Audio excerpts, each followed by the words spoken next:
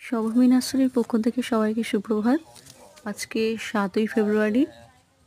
বসন্তের শুরুতে লেবু গাছগুলো কীরকম ফুলে ভরে গেছে দেখছেন। লেবু গাছ সহজেই করা যায়, সেই জন্য আমরা বেছে নিয়ে শবভূমি নার্সারির পক্ষ থেকে সবাইকে সুপ্রভাত। এটা আমার ভ্যালেন্সিয়া মাল্টার গাছ। বসন্তের শুরুতে ফুলে ভরে গেছে সব সাইট্রাস প্ল্যান্টগুলো দেখতেই পাচ্ছেন। সাইট্রাস গাছ আসলেই সাইট্রাস ভ্যারাইটি খুব সহজেই করা যায়, তাই আমরা এই গাছগুলোকে বেছে নিয়েছি আমাদের বাগানের জন্য।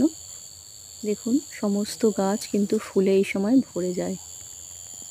এইবার কিছু আমাদের এরকম গাছ আপনাদের দেখাচ্ছি এবং আলোচনা করব যে এই গাছগুলোতে কিভাবে এত ফুল আমরা আনলাম, এবং যাদের গাছে এখনও ফুল আসেনি তারা কিভাবে কি দিলে এত ফুল আসবে সেগুলো এই ভিডিওতে আমি আজকে জানাবো।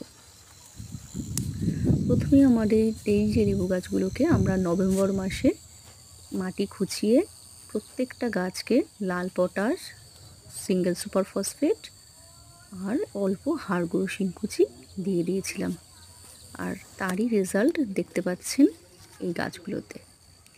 এইবার বিষয়টা হচ্ছে যে গাছগুলোতে এখনও পর্যন্ত ফুল আসেনি, সেইগুলোকে কিভাবে আমরা এবার যত্ন নেব যাতে করে ফুল চলে আসে এবং এই সিজনে আমরা দু একটা ফল নিতে পারি গাছ থেকে। প্রথম কথা, গাছটি হতে হবে মিনিমাম 1 থেকে 1.5 বছরের গাছ। সেখানে যদি আমরা শুধু গ্রোথের জন্য ভাবি তাহলে আমরা ব্যবহার করব NPK 19-19-19, আর যদি সেগুলো ম্যাচিওর গাছ হয় তাহলে আমরা ইউজ করব NPK 0050। এগুলো আমরা 1 গ্রাম প্রতি লিটার জলে গুলিয়ে স্প্রে করব, আর তার সাথে সাথে 15 দিন পর পর অ্যান্ট্রাকল স্প্রে করব। এটা কন্ট্যাক্ট ফাঙ্গিসাইড। ফুল এসে গেলে ফুলের বোটা শক্ত করতে আমরা মিরাকুলানটা রাখবো। মিরাকুলান 1 লিটারে 10 ফোঁটা আমরা স্প্রে করব, আর তার 15-20 দিন পর সুপার সোনাকা স্প্রে করব। এই হচ্ছে আমাদের কাজ। শুধু এইটুকুনি করলেই কিন্তু আমাদের গাছে ফুলে ফলে ভরে উঠবে। আর এই যে গাছগুলো দেখছেন এগুলো আমাদের 2 বছরের গাছ, এইগুলোতে এখনও ফুল আসেনি।